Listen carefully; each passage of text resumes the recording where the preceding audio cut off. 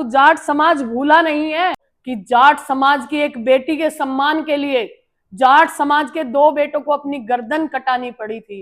आप सभी को नमस्कार। जैसा कि आप सबको पता है, हरियाणा में चुनावी माहौल बहुत गर्म है और विधानसभा चुनाव बिल्कुल सर पर हैं। आज 2-4 दिन ही रह गए हैं वोटिंग के।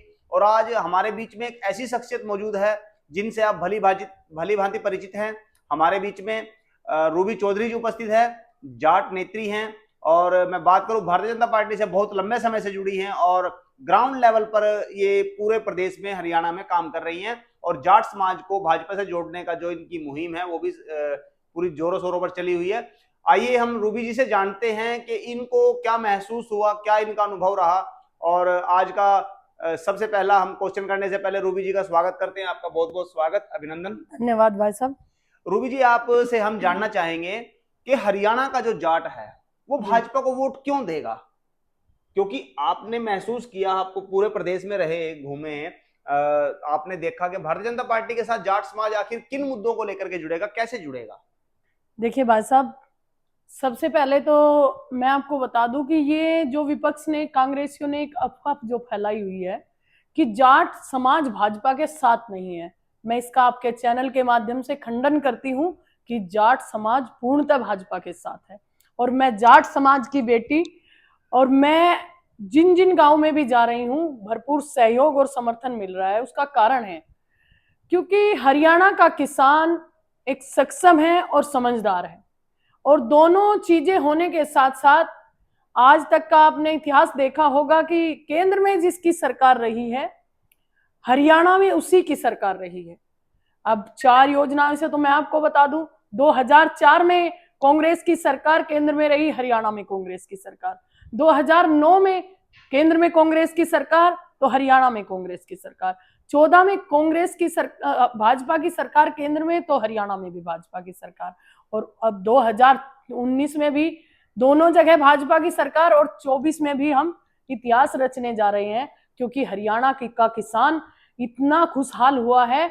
और आदरणीय मुख्यमंत्री नायब सिंह सैनी जी ने जो किसानों के लिए ऐतिहासिक फैसले लिए हैं, जो सभी फसलों पर, पूरे देश में ऐसा कोई राज्य नहीं है कि सभी फसलों पर एमएसपी देने का काम किसी राज्य में हुआ हो, लेकिन भाई नायब सिंह सैनी जी ने ऐसा ऐतिहासिक फैसला लिया। और उसके साथ साथ मैं आपको बता दूं कि कांग्रेस की सरकार में, जब कांग्रेस की सरकार केंद्र और हरियाणा में भी थी, तब 10-10 रुपए की बोनस के रूप में दिए जाते थे, लेकिन अब 100 रुपए क्विंटल भाजपा सरकार ने हरियाणा में धान की खरीद पर दिए हैं। ये भी एक ऐतिहासिक फैसला है और हर वर्ग को साथ लेकर भारतीय जनता पार्टी चलती है और जाट समाज खुलकर भारतीय जनता पार्टी के साथ है। और आप देखना, जब 8 तारीख को रिजल्ट आएगा, तीसरी बार नायब सिंह सैनी जी, भारतीय जनता पार्टी की सरकार, सबका साथ, सबका सहयोग, सबके विकास के लिए तीसरी बार शपथ लेंगे और तीसरी बार हरियाणा में भाजपा की सरकार बनने जा रही है,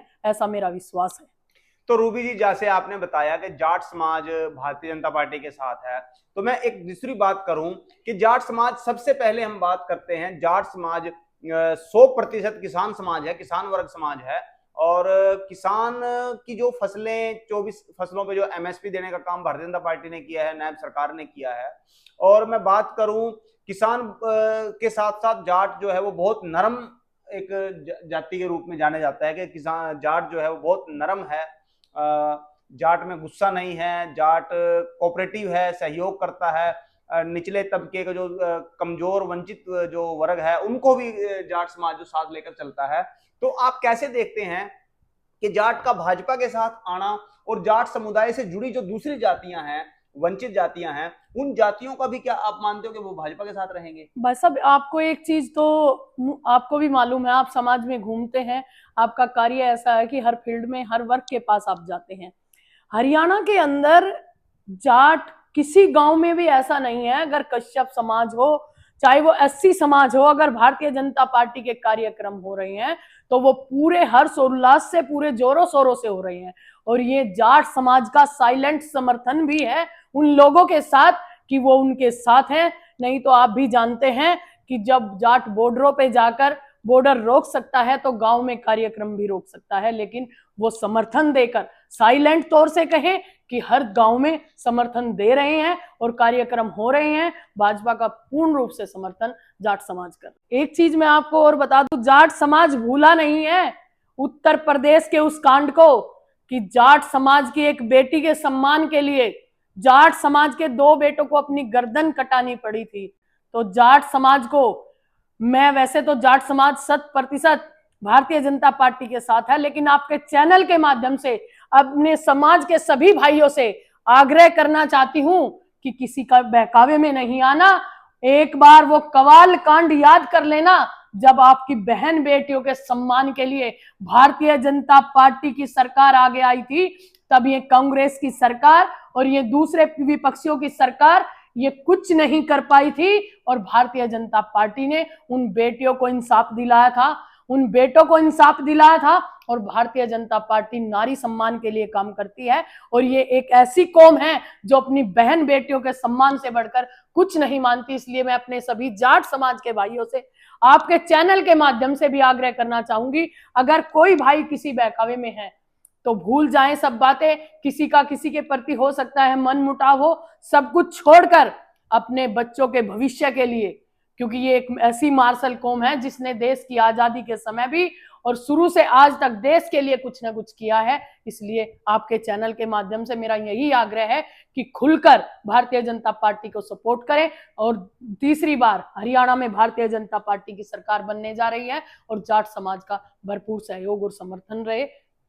तो आज हमारे बीच में जाट नेत्री और बहुत ही कद्दावर नेता भारतीय जनता पार्टी की रूबी चौधरी जी उपस्थित रही। रूबी चौधरी जी ने जिस तरह से बताया कि हरियाणा का जाट बहुत एक्टिवली भारतीय जनता पार्टी के हक में है और भारतीय जनता पार्टी की सरकार बनाने के लिए पूरा मन बना चुका है, तो आज रूबी जी का बहुत बहुत धन्यवाद, आभार कि अपने चुनावी माहौल में से बहुत कीमती समय में से समय निकालकर आज हमारे साथ रूबी जी ने जो ये वार्तालाप किया, एक इंटरव्यू दिया। और इस इंटरव्यू के माध्यम से हम भी आपसे अपील करते हैं कि प्रदेश में आप तीसरी बार भारतीय जनता पार्टी की सरकार बनाने का काम करें और हमारे प्रदेश के यशस्वी मुख्यमंत्री नायब सैनी जी को दूसरी बार मौका देकर आप इस प्रदेश को खुशहाल बनाएं। इन्हीं शब्दों के साथ जय हिंद, जय भारत, वंदे मातरम।